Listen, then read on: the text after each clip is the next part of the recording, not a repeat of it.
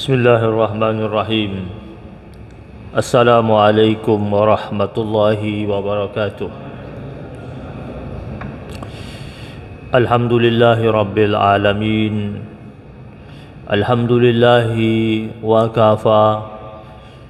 Wassalatu wassalamu ala habibinal mustafa wa ala alihi wa ashabihi ahli sidqi wal wafa.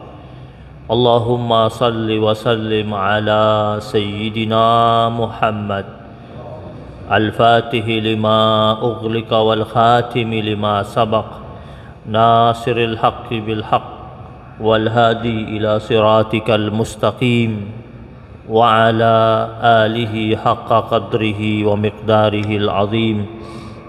Subhanaka la ilma lana illa ma 'allamtana innaka antal alimul hakim. Rabbi shrah li sadri wa yassir li amri wahlul 'uqdatam min lisani yafqahu qawli. Allahumma 'allimna ma yanfa'una warzuqna ilman wa arinal haqqa haqqan warzuqna ittiba'ah wa arinal batila batila warzuqna ijtinabah. Wa adkhilna fi ibadikas salihin. Subuhun kudusun Rabbuna wa Rabbul malaikati warruh. Jamaah yang dimuliakan Allah Subhanahu wa taala, setiap orang jika ditawarkan sesuatu dalam bentuk jabatan biasanya sangat senang, cenderung ingin memiliki jabatan itu. Bahkan ada orang yang berusaha dengan segala macam cara agar dia bisa memiliki jabatan tersebut. Tak peduli apakah cara tersebut benar atau salah, apakah cara tersebut sesuai dengan ketetapan Allah atau tidak. Tidak ada manusia yang tidak terpukau dengan kedudukan. Bahkan saat seseorang itu duduk di tampuk kedudukannya, dia menikmati kedudukan tersebut dan cenderung tidak ingin turun dari kedudukan itu. Suatu hari salah seorang sahabat Rasulullah sallallahu alaihi wasallam yang bernama Abdurrahman bin Samurah. Ini Abdurrahman bin Samurah ini adalah sahabat Nabi dari kalangan muhajirin, tetapi masuk Islamnya belakangan. Dia masuk Islam di tahun ke-7 Hijriah. Jadi setelah di tahun ke-8 Hijriah. Jadi setelah Fathul Makkah. Jadi ada di antara sahabat-sahabat Nabi itu, kategori sahabat Nabi yang berjumpa dengan Rasul dan menimba ilmu dari Rasul tetapi masuk Islamnya belakangan, seperti Umayyah bin Abi Sofyan atau Abu Sofyan bin Harb juga termasuk. Juga ada namanya Abdurrahman bin Samurah. Nama aslinya dia sebelum dia masuk Islam namanya Abdul Ka'bah bin Samurah. Abdul Ka'bah namanya. Ketika dia masuk Islam, namanya diganti oleh Rasulullah sallallahu alaihi wasallam dengan nama Abdurrahman bin Samurah. Nah, nanti di kemudian hari kita akan temukan nama ini sering muncul di beberapa riwayat hadis. Salah satunya hadis ini, yaitu ketika Rasul berucap padanya, dia mengatakan pada waktu itu, kata Abdurrahman bin Samurah, qala li Rasulullah sallallahu alaihi wasallam. Jadi berkata kepadaku Nabi Muhammad sallallahu alaihi wasallam, ya Abdurrahman bin Samurah, wahai Abdurrahman bin Samurah, la tas'al al-imarata fa innaka idza utitaha an mas'alatin wukilta fiha ila nafsik. Wahai Abdurrahman bin Samurah, janganlah engkau meminta-minta tentang kedudukan, jabatan atau kepemimpinan.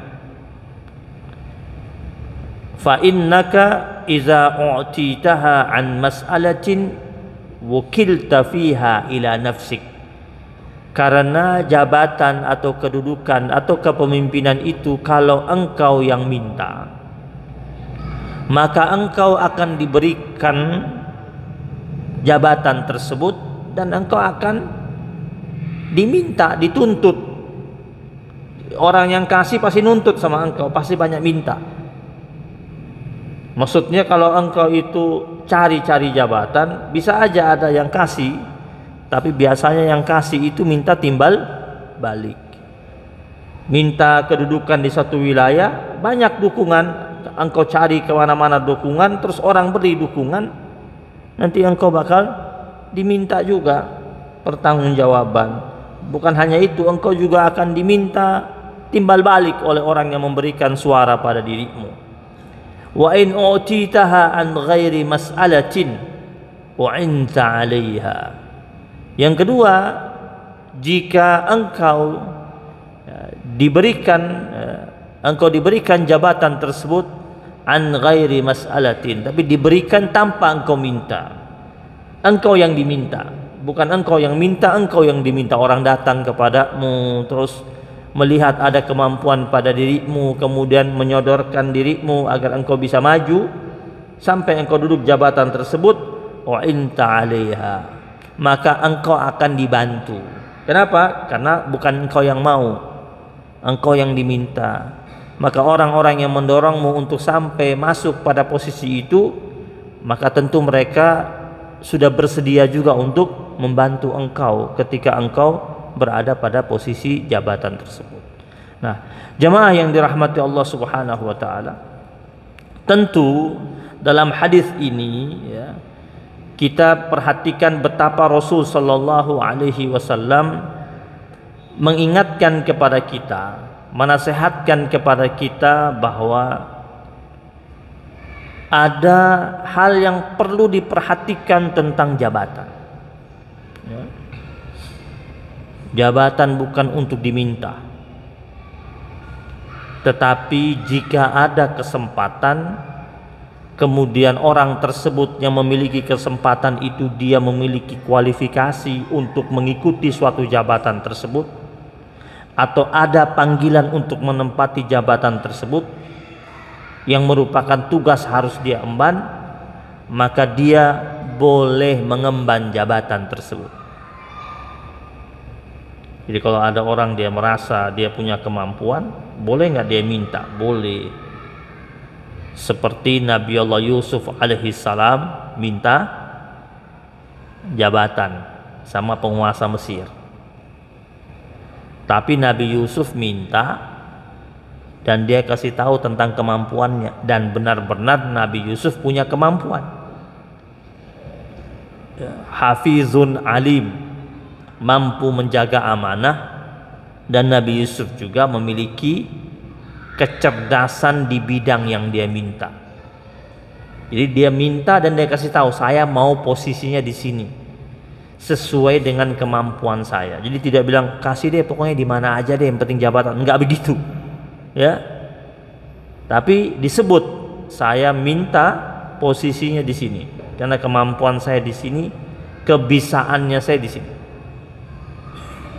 Dan diberikan, dan ternyata Nabi Allah Yusuf alaihissalam betul-betul membuktikan apa yang dia ucapkan.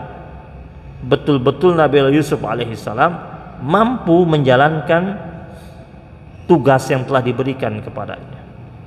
Nah, mengenai hadis tadi, kata Al-Imam Ibnu Hajar, kata beliau, ya, siapa yang mencari kekuasaan dengan begitu ambisi,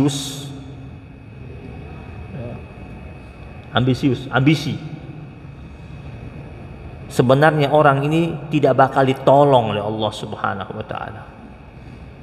Namun siapa saja yang melaksanakan kekuasaan tidak didasarkan minta-minta, maka Allah bakal tolong dia. Itu kata Imam Ibnu Hajar. Nah, kenapa? Karena jabatan ini jamaah sekalian, dia bisa menjadi kehinaan dan penyesalan di hari akhir. Sebagaimana yang Nabi pernah pesankan kepada sahabat Nabi Abu Dzar Al-Ghifari. Ketika Abu Dzar minta posisi, ala tasta'miluni ya Rasulullah, kenapa engkau tidak pekerjakan aku wahai Rasul? Kata Abu Dzar kepada Nabi pada waktu itu. Karena dia melihat yang lain sudah diberikan jabatan, dia tidak. Ternyata Nabi itu kasih jabatan, Nabi lihat kualitas orangnya. Padahal Abu Dzar ini sahabat Nabi yang selalu ikut berperang bersama Nabi, dan dia pimpinan daripada suku Ghifar. Artinya apa? Abu Dzar ini pengikutnya banyak. Kalau zaman sekarang apa? Relawannya Abu Dzar banyak. Tapi Nabi itu kasih orang jabatan tidak berdasarkan orang ini punya pengikut seberapa banyak, mau followersnya berapa banyak, enggak. Nabi nggak kasih tuh. Abu Dzar datang ke Nabi, ya Nabi nggak oh ya harus dikasih nih apa kayak posisinya kan, ini pengikutnya banyak nih. Itu. Soalnya dari suku Ghifar. Enggak tuh. Nabi lihat dia tidak punya kemampuan untuk memimpin wilayah, Nabi nggak kasih. Nabi katakan, ya Abu Dzar, innaka dha'if, wahai Abu Dzar, sesungguhnya engkau itu lemah. Innaha amanatun, ini amanah Abu Dzar. Amanah ini bukan hal biasa, ini hal berat. Wa innaha yaumal qiyamati khizyun wa nadama, sesungguhnya ini posisi jabatan ini pada hari kiamat nanti khizyun wa nadama, dia sebagai kehinaan dan penyesalan. Jadi orang yang dengan posisinya dan jabatannya di dunia begitu mulia, ternyata di akhirat berubah jadi hina. Syukur-syukur di dunia dia mulia dengan posisi jabatannya, di akhirat juga menjadi mulia kalau amanah dia. Kalau tidak, dia menjadi penyesalan.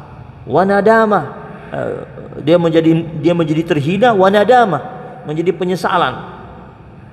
Ya.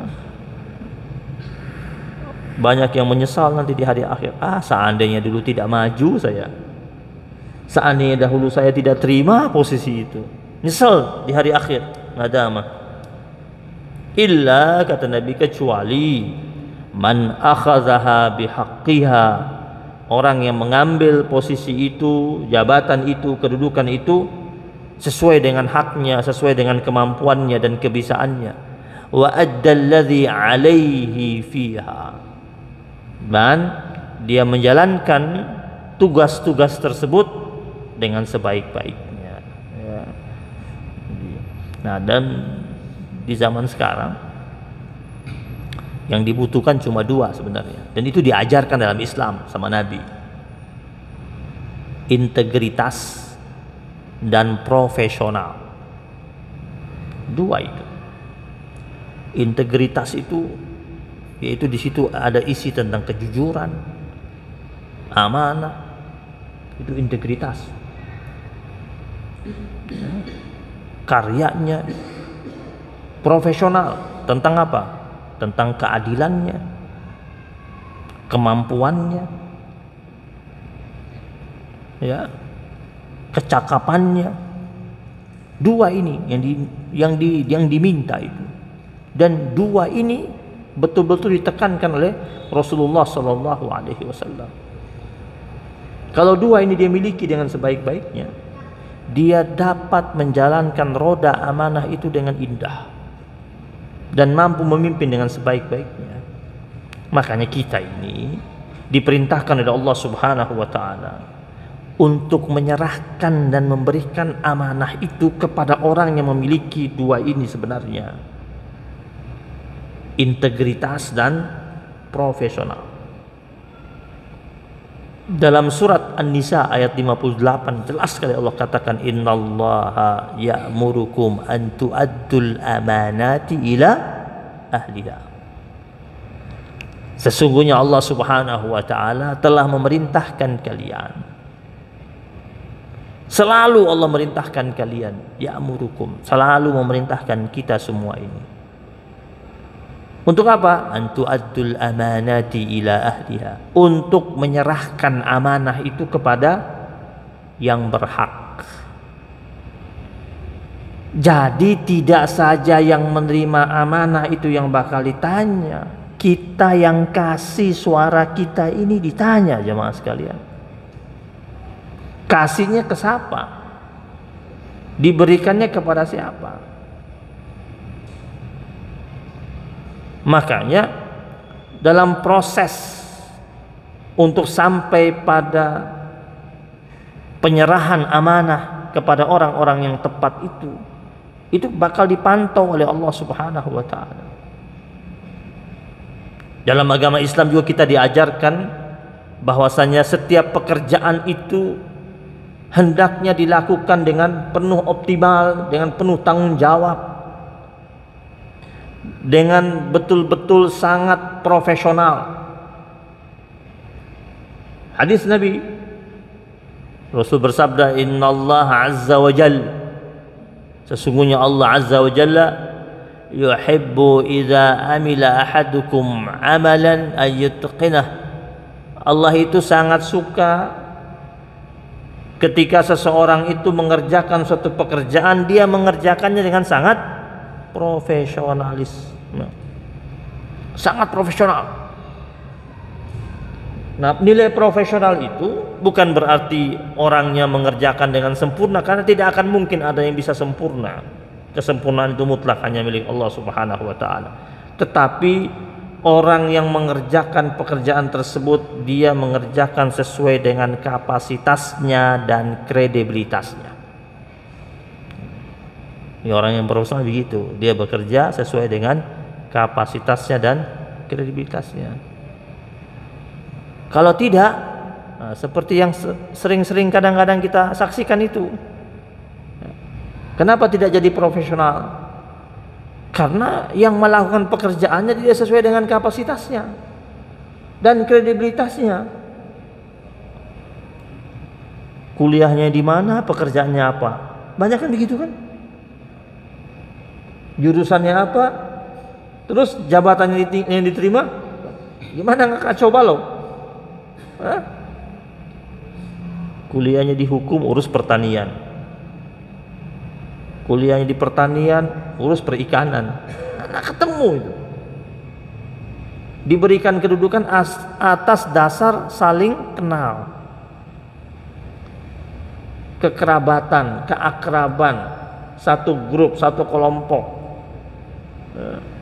Makanya kenapa Nabi pernah bersabda, idza wusidal amr, jika ada suatu persoalan yang sangat penting, persoalan-persoalan besar, urusan-urusan yang sangat urgent, kalau diberikan kepada ila ghairi ahlihi, diberikan kepada yang bukan ahlinya, kata Rasul apa? Fantadhiris sa'ah, maka tunggulah masa kehancurannya. Hadis Nabi tadi itu, idza wusidal amr ila ghairi ahlihi fantadhiris sa'ah. Yang pertama kata para ulama, nilai pertama dari hadis ini, kita ini sejatinya harus memberikan mandat kepada orang yang betul-betul memiliki kapasitas pada bidangnya. Itu pesan Nabi. Yang kedua, pesan dari Nabi, kita juga harus jujur dengan diri kita sendiri mengenai kapasitas kita. Tadi kan kita nih kalau beri posisi kepada orang yang kita tahu, kita kasih mandat kepada yang memang memiliki kapasitasnya. Sekarang kalau yang kita ketika ditawarkan posisi, kita harus jujur sama diri kita. Jangan main langsung terima. Ukur, bisa nggak? Mampu tidak? Punya kapasitas tidak? Kalau punya kapasitas, tahan tidak dengan godaan. Kan banyak orang bilang, saya kan punya kapasitas, tapi kan di dalam situ banyak yang rusak. Iya, saya masuk ke situ dengan rencana saya mau merubah dari dalam. Kan banyak yang suka mengatakan begitu kan, pingin merubah dari dalam. Setelah dia masuk, ternyata dia berubah dari dalam. Paham? Hah? Tadinya dia bilang dia mau merubah dari dalam. Setelah berada di dalam, ternyata dia berubah dari dalam. Orangnya berubah dari dalam. Betul-betul berubah dia. Berubah jadi nggak benar. Itu. Dulu ada salah seorang sahabat Nabi, namanya Utbah bin Ghazwan. Utbah bin Ghazwan ini di zamannya Sayyidina Umar, dia dipanggil sama Sayyidina Umar, disuruh untuk mimpin pasukan menaklukkan wilayah Ablah. Ada yang mengatakan wilayah namanya Ubullah, ada yang mengatakan namanya Ablah, wilayah yang dikuasai oleh Persia. Utbah bin Ghazwan ini ditunjuk jadi panglima. Orang kalau ditunjuk jadi panglima kan bangga dong, kan jadi kebanggaan kan, kebanggaan keluarganya, kebanggaan dirinya, panglima perang. Ya, punya pengikut banyak, disegani, tendanya khusus. Utbah bin Ghazwan bilang apa sama Sayyidina Umar? Ya Amirul Mukminin, jangan saya deh, yang lain aja. Saya mau berangkat, tapi saya mau jadi pasukan biasa. Dia minta jadi pasukan biasa aja, nggak usah jadi panglima. Kata Sayyidina Umar, lah, nggak, ente jadi pimpinan. Ini perintah dari saya. Saya lihat kemampuan engkau. Engkau saya tunjuk jadi panglima. Pimpin pasukan, berangkat ke wilayah tersebut. Bantu warga di sekitar tempat itu yang sudah mendapatkan kezaliman dari negara Persia waktu itu. Akhirnya dia berangkat, bawa pasukan, berhasil. Dalam tempo singkat dia bisa menaklukkan wilayah tersebut. Kan perintahnya Sayyidina Umar bin Khattab radhiyallahu taala anhu untuk menaklukkan satu wilayah. Ternyata dia menaklukkan 3 wilayah. Ya. Wilayah Maisan dan Abzakubas ditaklukkan juga.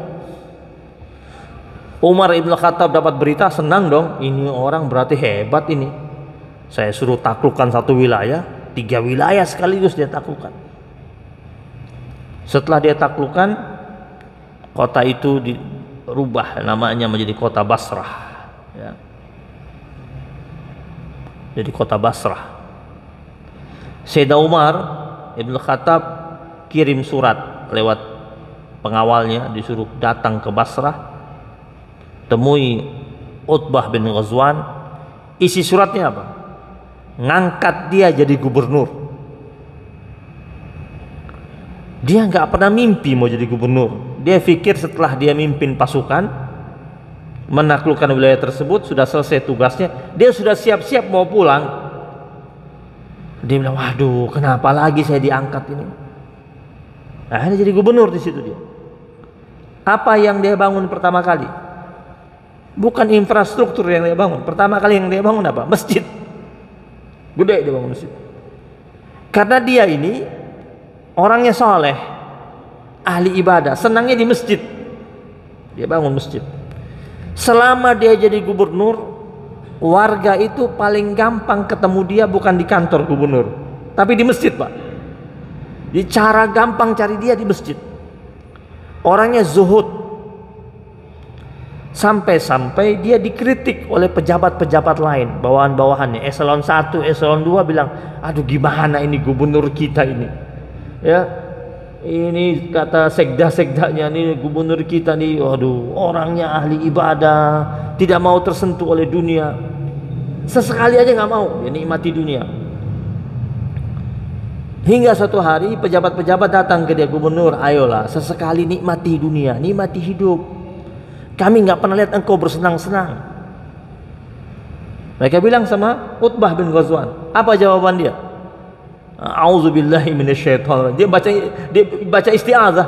Dia bilang, aku berlindung kepada Allah, ya, dari kemewahan hidup dunia dan tingginya derajat di dunia dan rendah aku di akhirat, atau kerdil aku di mata Allah Subhanahu wa taala. Dia bilang, ngapain saya terlihat tinggi di dunia di mata manusia tapi kerdil di hadapan Allah Subhanahu wa taala? Saya nggak mau itu. Akhirnya orang-orang di sekitarnya tidak bisa membujuk dia untuk terpukau dengan dunia, padahal dia gubernur.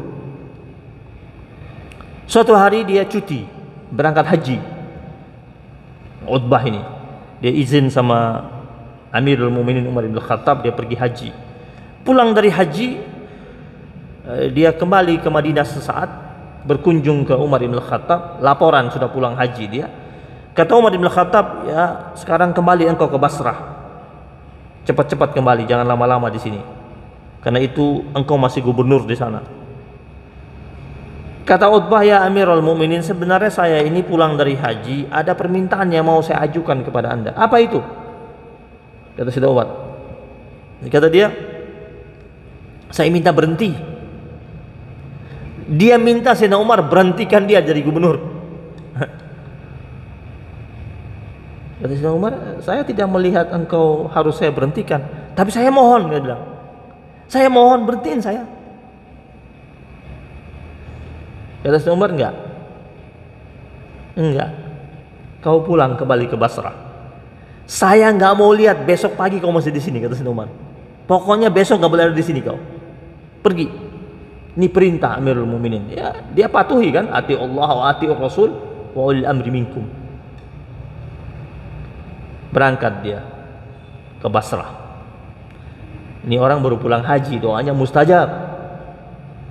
Dia doa sama Allah, dan di tengah perjalanan doa sama, ya Allah, saya nggak pingin kembali ke Basrah, saya nggak mau jadi gubernur. Dia ngadu sama Allah, karena ngadu sama Amirul Mukminin Umar bin Khattab nggak diterima, disuruh balik ke Basrah. Akhirnya dia ngadu sama Allah, saya nggak pingin ya Allah, saya nggak mau, saya rasa cukup sudah saya jadi gubernur di Basrah. Apa yang terjadi? Di tengah perjalanan dia menuju Basrah, belum sampai di Basrah, meninggal dunia. Allah kabulkan hajatnya, dia tidak ingin sampai di Basrah, dia tidak ingin jadi gubernur lagi. Allah ambil nyawanya. Ini orang saleh, namanya harum, dikenang dengan segala macam bentuk kesalehannya, kebaikannya, keberaniannya. Ada banyak kisah orang yang ditawarkan posisi yang begitu menarik tapi tidak tertarik. Seperti Imam Abu Hanifah juga begitu kan. Ditawarkan posisi sebagai hakim untuk membenahi sistem peradilan di zaman itu. Diminta sama penguasa jadi hakim. Imam Abu Hanifah menolaknya. Mereka menunjuk Imam Abu Hanifah karena tahu kapasitasnya, kemampuannya, kecerdasannya, ilmunya, kepintarannya. Tapi Imam Abu Hanifah dia berpikir berulang-ulang, dia khawatir karena dia lihat situasi, dia lihat situasi di sekitarnya. Ini sepertinya yang bakal memberikan dia jabatan tersebut akan memanfaatkan dirinya. Dia takut nanti, dia khawatir nanti kalau dia terima, keputusannya berada di bawah tekanan penguasa untuk mengeluarkan produk-produk hukum. Maka dia menampik itu. Sampai Imam Abu Hanifah itu disiksa. Ada nggak orang disiksa bukan karena kesalahannya?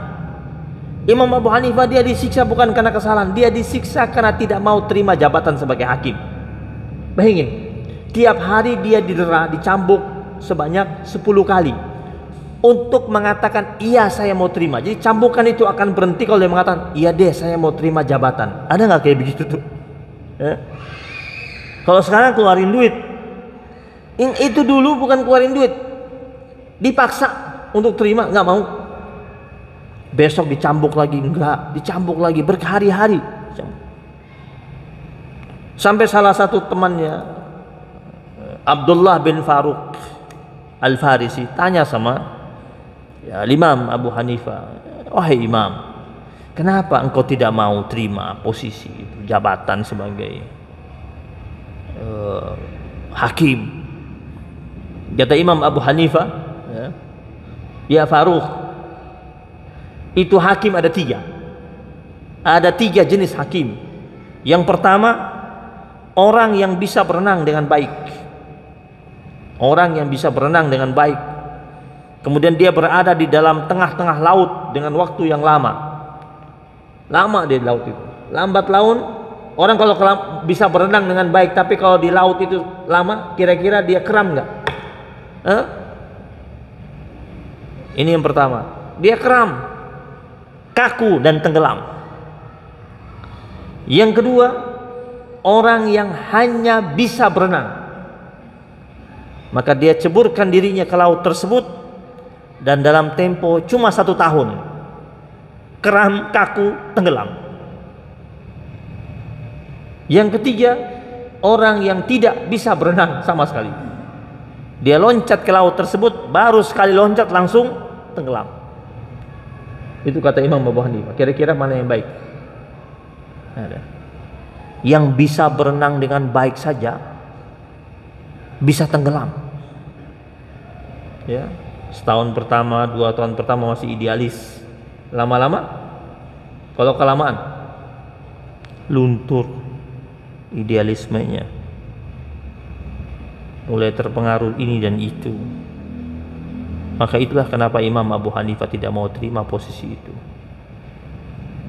Karena biasanya semakin tinggi posisi, semakin tinggi jabatan, semakin banyak peluang untuk menggoyahkan sikap integritas seseorang. Iya. Maka sebenarnya semakin dia tinggi posisinya, harusnya semakin dia mendekat dan merapat kepada Allah Subhanahu wa taala. Maka dalam Islam itu sikap utama untuk sampai pada posisi profesional dalam jabatan, yang paling pertama adalah orangnya memang betul-betul harus siap sedia selalu bekerja. Memang waktunya sudah dipakai untuk bekerja, untuk melayani, untuk mengemban amanah. Kenapa? Karena ketika dia sudah mengatakan iya, siap untuk melayani, yakinlah seluruh perbuatannya itu akan disaksikan tidak hanya sama rakyatnya, tapi Allah dan Rasulnya menyaksikannya. Ini ada dalilnya dalam Al-Quran, surat At-Taubah ayat 105. Allah berfirman, wa qul i'malu fasayarallahu amalakum wa rasuluhu wal mu'minun. Dan katakanlah wahai Rasul kepada mereka, bekerjalah kalian, i'malu, berkaryalah kalian, fasayarallahu amalakum, maka Allah Subhanahu wa taala akan melihat apa yang kalian buat itu. Wa rasuluhu wal mu'minun, rasulnya juga bakal saksikan juga. Wal mu'minun, dan orang-orang mukmin. Jadi yang memantau ini bukan hanya saja rakyat, Allah dan Rasulnya pantau. Wa satarudduna ila alimil ghaibi wasyahadati fayunabbi'ukum bima kuntum ta'malun. Dan dia Allah Subhanahu wa taala akan kembalikan. Jadi semua yang kita kerjakan akan dikembalikan kepada siapa? Kepada Allah Subhanahu wa taala, yang amat sangat mengetahui yang gaib ataupun yang nyata itu. Mungkin rakyat hanya melihat yang nyata kan? Yang gaib Allah tahu. Fayunabbi'ukum bima kuntum ta'malun. Dan Allah Subhanahu wa taala akan beritakan. Di dunia yang beritakan siapa? Yang beritakan manusia. Manusia bisa beritakan cuma yang dia tahu aja. Maka dikatakan di sini fayunabbi'ukum, lalu diberitakannya kepada kamu. Nanti di hari akhir Allah buka tuh, Allah punya saluran berita sendiri, ya. Allah punya saluran beritanya itu, keluar semua file-filenya. fa yunabbi'ukum bima kuntum ta'malun. Kalau tahu ini, atau di setiap ruang kerja dia pasang ayat ini, surat At-Taubah ayat 105, taruh.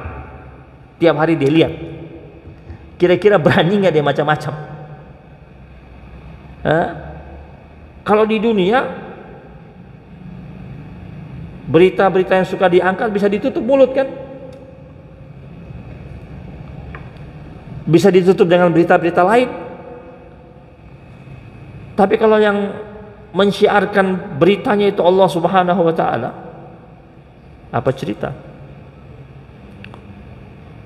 Nah, surat At-Taubah ayat 105 ini menurut ulama dia berhubungan dengan surat Al-Isra ayat 84, di mana Allah Subhanahu wa taala menyatakan bahwasanya setiap orang itu dia bekerja, dia beramal itu menurut bakatnya,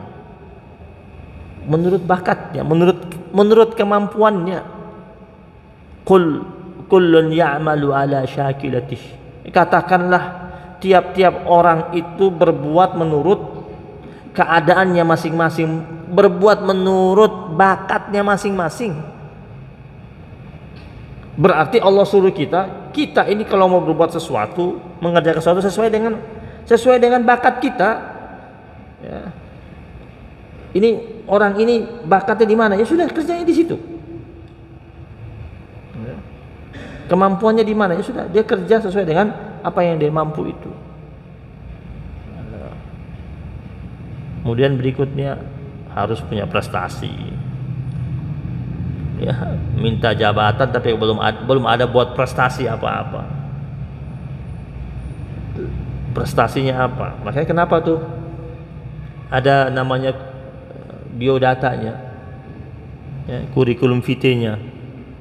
Itu kan harus tunjukkan apa yang pernah dilakukan, apa yang sudah dilakukan, sampai di mana tingkat keberhasilannya, semuanya. Baru amanah, ya.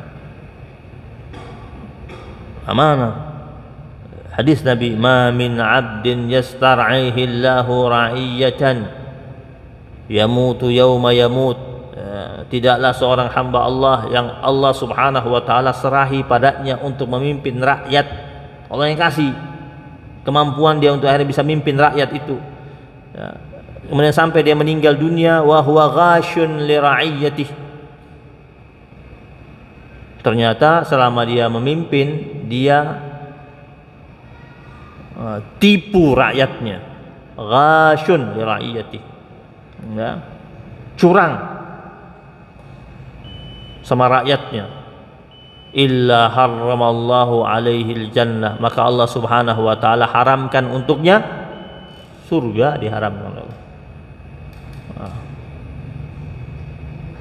Kemudian tanggung jawab,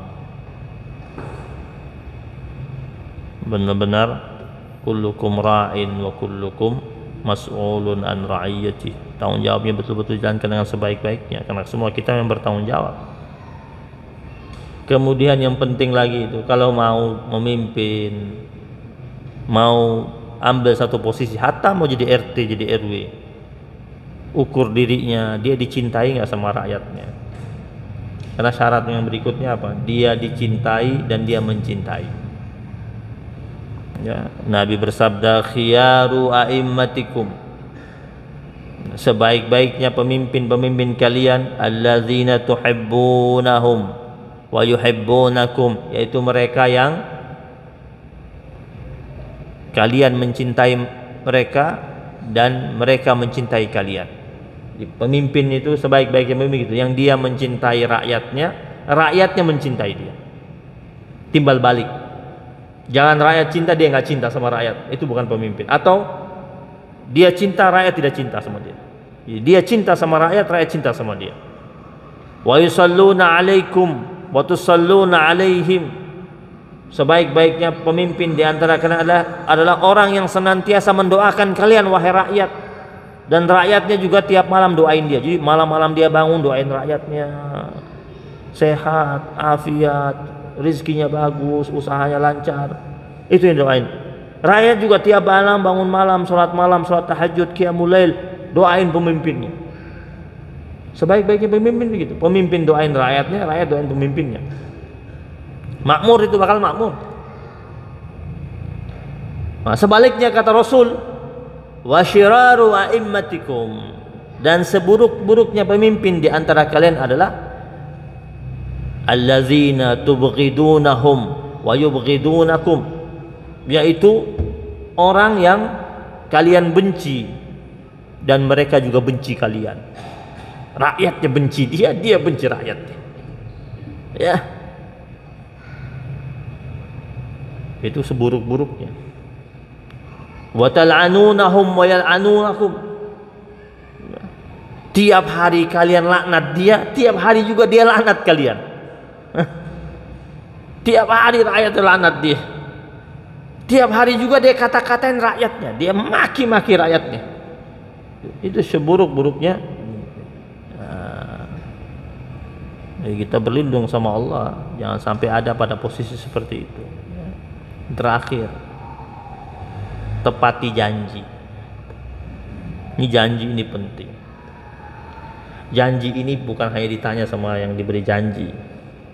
Allah yang tanya langsung.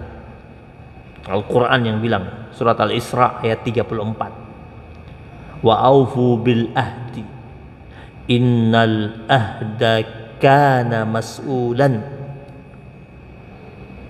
Dan tepatilah janji, kata Allah.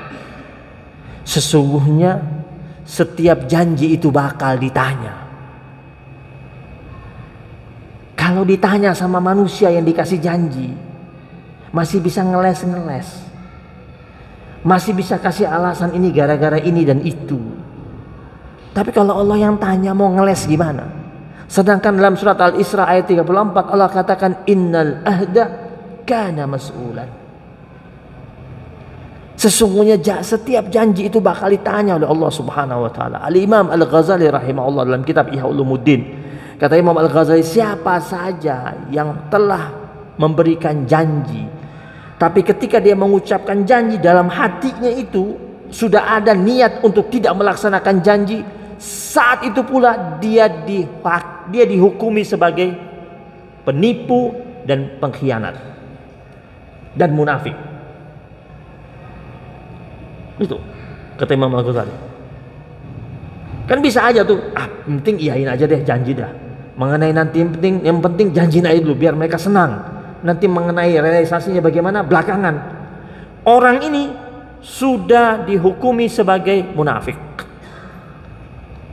Kecuali dia berjanji dengan serius, di kemudian hari dia tidak mampu melaksanakannya disebabkan ada beberapa hal yang dapat dimaklumi, lain cerita, dia tidak dihukumi sebagai munafik. Tapi ketika dia ucapkan janji tapi dalam hatinya sudah ada niat bakal tidak dilaksanakan, dia munafik. Itu kata Imam Al-Ghazali rahimahullah. Masih tentang janji, surat An-Nahl ayat 91. Allah berfirman, wa aufu bi ahdillah idza ahadtum. Ya, tepatilah janji dengan Allah apabila kamu berjanji. Ketika janji sama hamba Allah itu, ikatnya sama siapa? Ikatannya sama Allah. Allah bilang ini, wa aufu bi ahdillah idza ahadtum. Tepatilah janji dengan Allah jika kalian sudah berjanji. Wala tanqudul aiman. Dan janganlah kalian melanggar sumpahmu. Waktu itu pas diangkat bilang demi Allah enggak? Demi Allah. Ada apa di atas kepalanya? Ada Al-Quran. Allah bilang di sini, wala tanqudul aiman. Jangan kamu melanggar sumpahmu. Demi Allah, poin 1, poin 2, poin 3. Allah bilang wala tanqudul aiman. Ba'da taukidiha, setelah engkau meneguhkannya. Kan meneguhkannya itu, menekankan, meneguhkan itu. Wa qad ja'altumullah 'alaikum kafilan. Ini Allah bilang, dan kalian itu telah menjadikan Allah Subhanahu wa taala sebagai saksi atas sumpahmu. Karena ketika mengatakan demi Allah, saksinya siapa? Allah. Orang ketika menuduh seseorang dia tidak mampu membawa saksi, apa yang dilakukan? Dia bersumpah kan, demi Allah. Sumpah dia demi Allah itu menjadi gantinya saksi manusia yang tidak bisa dihadirkan. Berarti siapa yang jadi saksi? Allah. Setiap kali bilang demi Allah, Allah katakan waqad ja'altumullah 'alaikum kafilan. Kalian sudah menjadikan Allah sebagai saksi atas sumpahmu. Innallaha ya'lamu ma taf'alun. Allah amat sangat tahu apa yang kalian buat, kata Allah. Seandainya ini ayat-ayat ini dipaparkan dan ayat-ayat ini direnungkan, kira-kira masih ada yang berani khianat tidak? Kira-kira masih ada yang berani culas tidak? Berani curang tidak? Hah?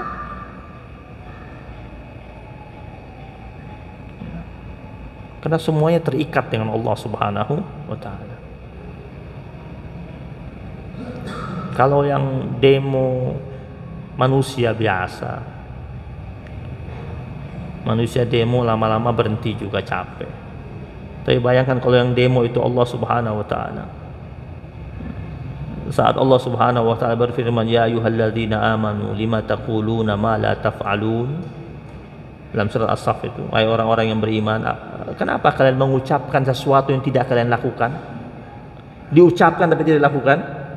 Kabura maqtan 'indallah, sungguh murka Allah amat sangat besar, antaqulu ma la taf'alun, ketika kalian berucap tetapi tidak kalian lakukan. Ketika diucapkan tidak dilakukan, mungkin orang-orang yang telah ditebar janji itu kecewanya mungkin demo, mungkin protes, mungkin rame di medsos. Itu kecil, nggak ada apa-apanya. Mungkin bisa diatasi, mungkin bisa dibungkam. Tapi Allah katakan kabura maqtan indallah. Siapa yang bisa lawan? Siapa yang bisa lawan murkanya Allah? Allah katakan murka Allah amat sangat besar. Antaqulu ma la taf'alun. Engkau berucap dengan segala macam bentuk ucapan, dengan segala macam bentuk narasi-narasi itu, tapi kalian tidak melakukannya. Kabura maqtan indallah. Mudah-mudahan Allah jaga negeri kita, amankan negeri kita, rahmati negeri kita, berkahi negeri kita, hadirkan kedamaian, kenyamanan, ketentraman, keindahan, keberkahan dari Allah Subhanahu wa ta'ala. Rabbana taqabbal minna innaka antas samiul alim wa tub alaina ya maulana innaka antat tawwabur rahim. Wa sallallahu ala nabiyyina Muhammadin nabiyil ummi wa ala alihi wa sahbihi wa baraka wa sallam. Alhamdulillahi rabbil alamin. Subhanakallahumma wa bihamdika asyhadu an la ilaha illa anta astaghfiruka wa atubu ilaik. Wabillahi taufiq wal hidayah wal ridha wal inayah wal afu minkum. Wassalamu alaikum warahmatullahi wabarakatuh.